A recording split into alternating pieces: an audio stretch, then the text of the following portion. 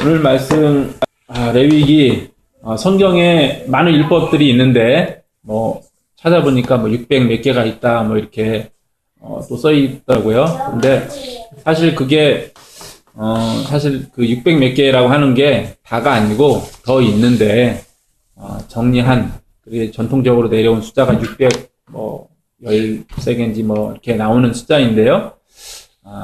그게 다는 아닙니다. 정말 많은 개수의 그 조문들이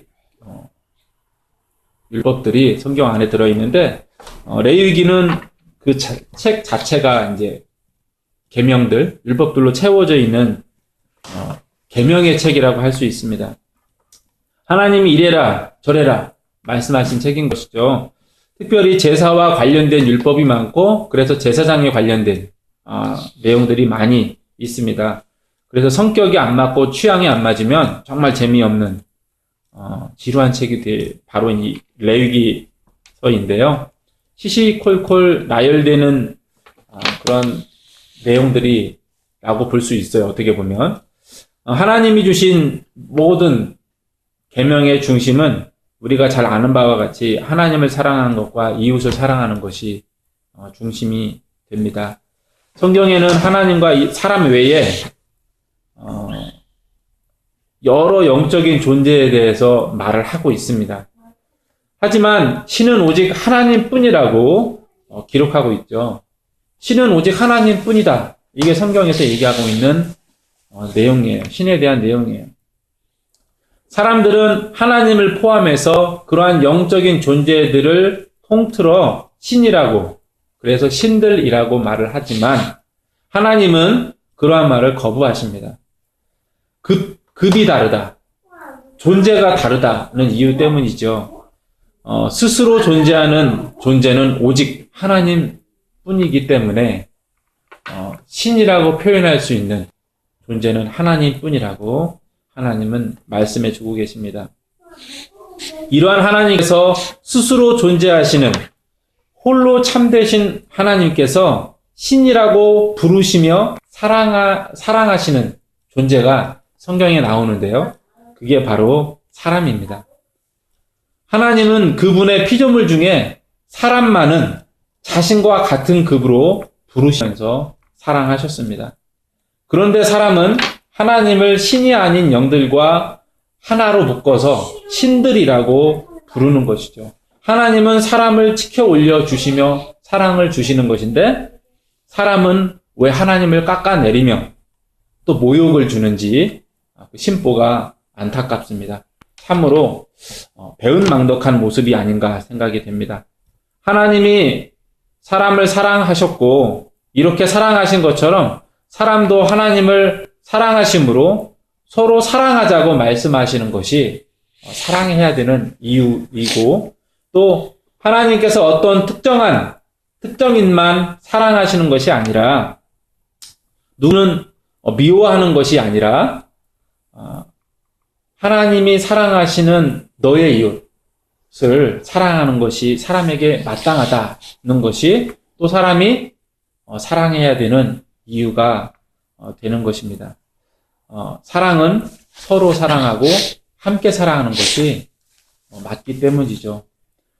그런데 사랑하라고 사랑해야 한다고 말씀하시고 이로 인해 발생되는 많은 율법들은 하나님께서 주신 다른 이유를 오늘 본문에서 말씀을 해주고 계십니다.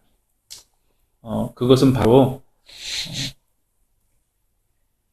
사람을 위해서라는 내용입니다. 오늘 4절에 보면은 너희를 위하여 신상을 부어 만들지 말라라고 기록되어 있는데요.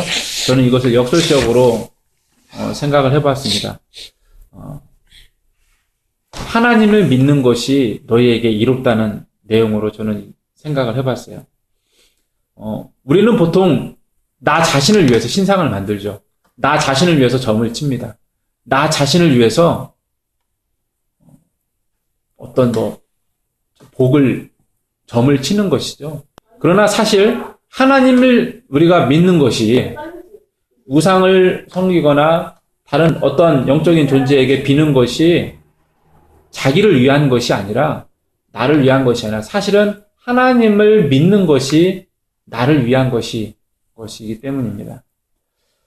아이들이 커가면서 부모들은 힘들다고 말을 합니다. 그 중에 가장 큰 제목은 말을 듣지 않는다일 것인데요.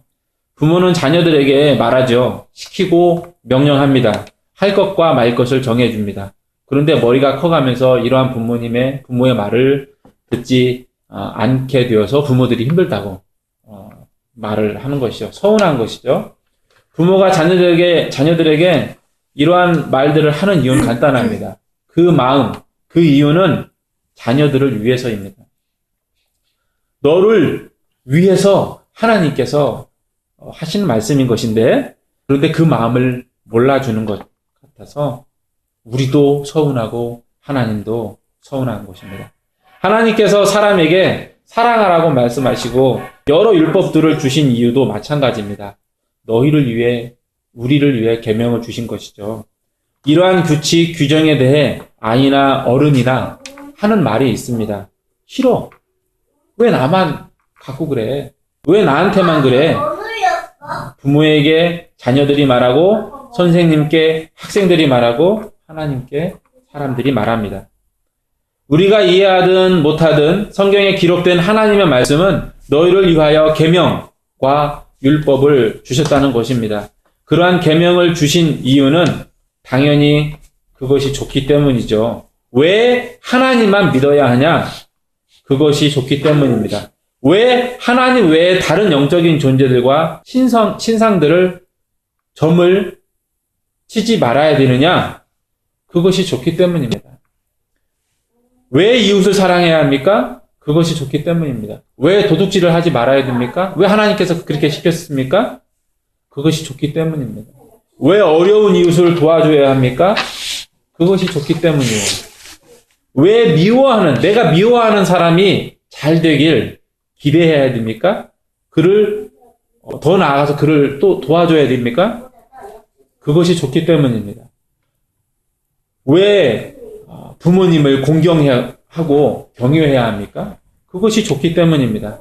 왜 자녀를 분노하게 하지 말아야 됩니까? 그것이 좋기 때문이죠.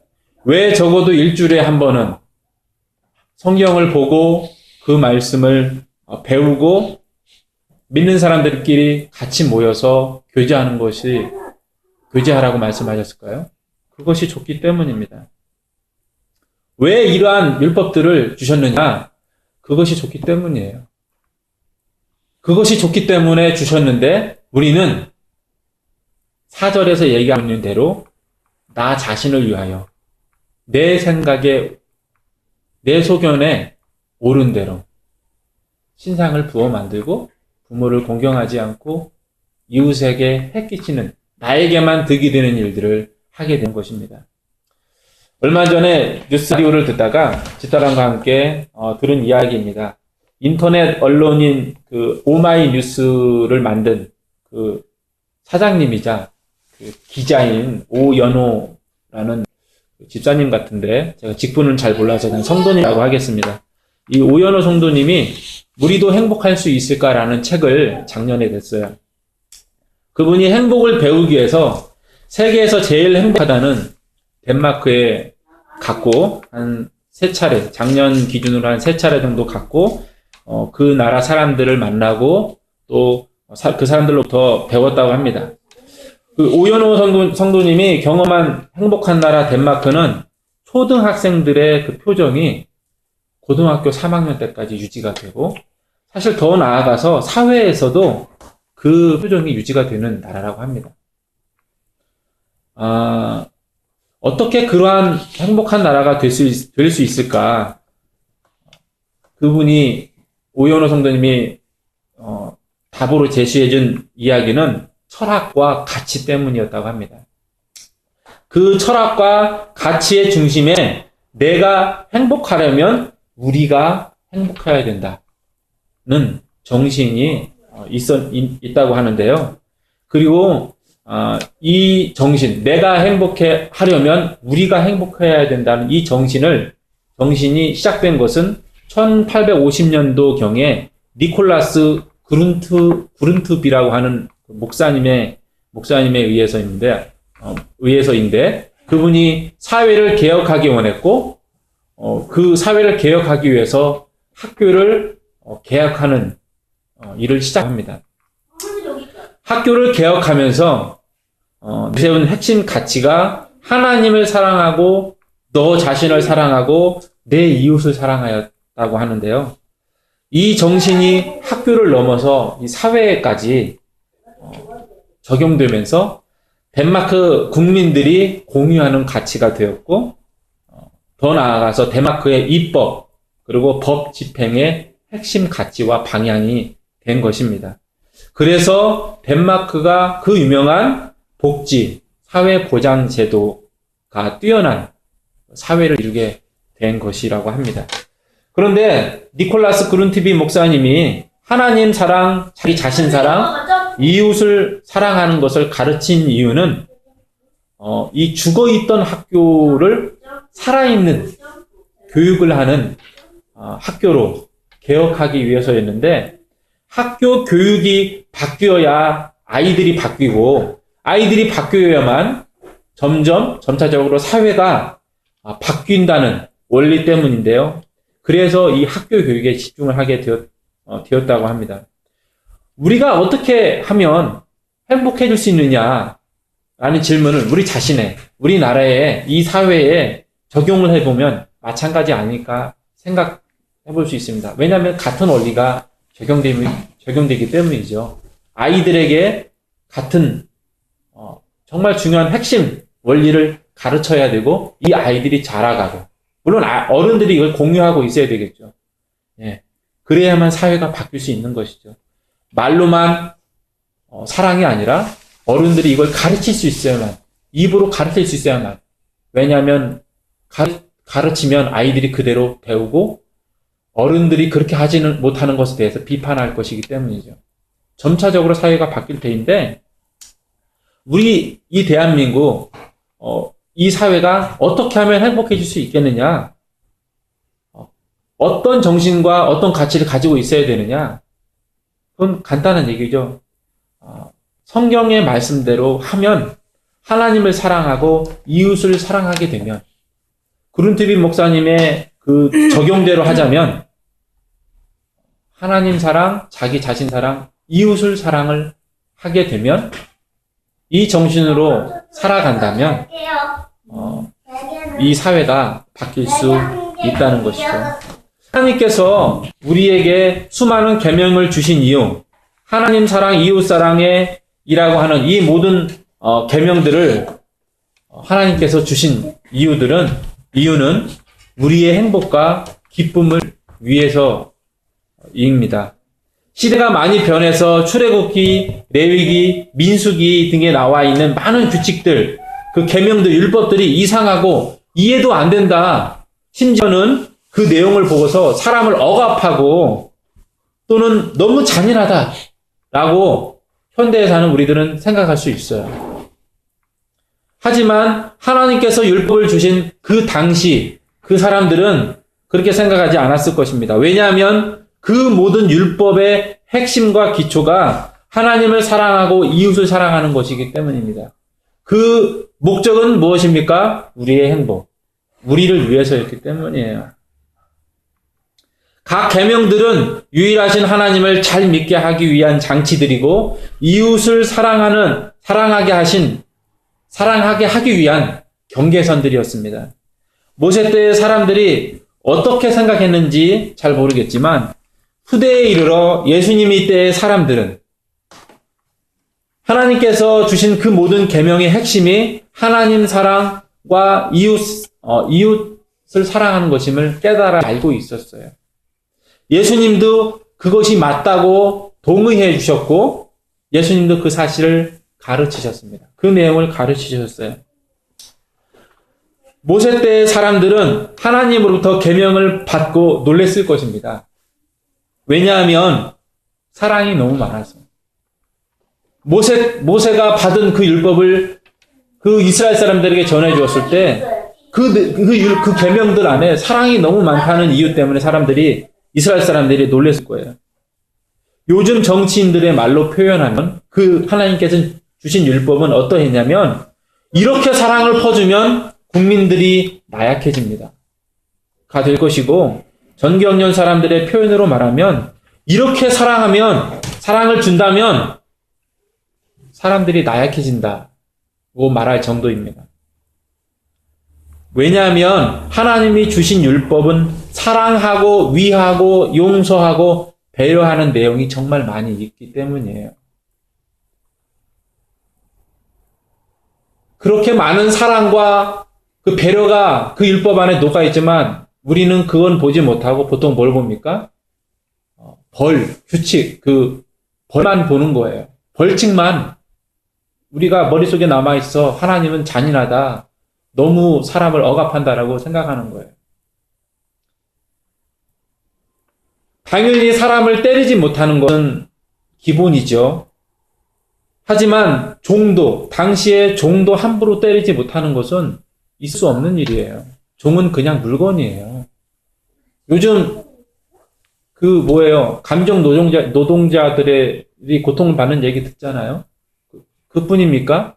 일반 비정규직들 법적인 보호를 못 받잖아요.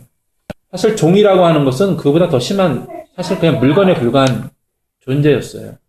주인이 그냥 아무 이유 없이 죽여도 문제가 안 되는 게 종이었어요. 하지만 하나님은 아무 이유 없이 죽여서는 절대 안 된다고. 오히려 그럴 경우에 그 주인이 벌을 받게 됩니다. 그뿐만이 아닙니다. 동물도 함부로 일을 시키지 못했어요. 주일에는 동물도 쉬어야 했습니다. 명절이 되면 이스라엘 사람들의 명절이 되면 명절 때마다 가난한 사람들, 고아와 과부들, 그 지역에 살고 있는 외지인들을 초대해서 자기들이 제물로 바치고 남은 함께 먹는 그 음식에 그 식탁에 그들을 초대해야 했어요.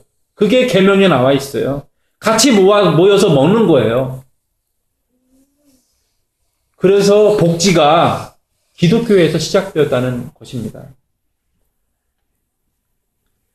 뿐만이 아니라 빚 독촉도 함부로 할 수 없었어요. 심지어는 시간이 되면 빚도 탕감해줘야 됐어요. 그냥 없는 것이 돼버리는 거예요. 하나님의 율법에는 까치밥까지 남겨놔야 된다는 계명까지 있어요. 그래서 사실 이 모세 때에 주신 이 율법을 지금도 제대로 못 지킵니다. 그 율법이 이상해서 잔인해서 사람을 억압해서가 아니라 그 사랑이 넘쳐서 너무 커서 우리는 그 율법을 지킬 수 없어요. 다 지킬 수 없습니다. 하나님과 이웃을 제대로 사랑하지 못해서 그래서 결과적으로 그만큼 나도 행복하지 못하고 사회도 행복하지 못하다는 것을 우리는 알아야 됩니다. 하나님께서 주신 이 모든 계명들은 사실 우리를 위하는 것이었고 정말 우리를 위한 원칙에 의해서 주신 것임을 우리는 알아야 됩니다. 요즘 사회를 보면서 하나님 사랑, 이웃 사랑이 우리에게 행복이라는 사람을 위한 말씀이라는 사실을 그 말들이 더 설득력 있게 다가옵니다. 특별히 어저께 그 배에 실려서 반잠수선에 실려서 지금 목포 신항으로 오고 있다고 하는 세월호 사건 때부터 박근혜 사건까지 이어지는 뉴스 전체 대표적이죠. 이 뉴스들 전체가 그 증거가 됩니다. 하나님을 사랑하고 이웃을 사랑했다면 대통령을 비롯한 국가 체계가 세월호를 그렇게 처리하지 않았을 것입니다. 언론들의 뉴스는 바뀌었을 것입니다. 인양은 당시에 속히 되었겠죠. 그리고 이화여대 사태도 발생하지 않았을 것입니다. 덕분에 교회의 치부, 그 중에서도 개신교의 치부가 드러나서 부끄러워하고 청소하는 기회가 되기는 한 것 같습니다. 이제 우리가 하나님을 사랑하고 이웃을 사랑하는 삶으로 돌아가야 됩니다. 세상 사람들에게 그 기치를 말하는 것에서 끝나는 것이 아니라 믿는 우리가 행해야 될 내용들이죠. 뚜벅뚜벅 우리가 가야 할 길을 걸어가야 합니다. 그것은 나쁜 길이 아니라 좋은 길이죠.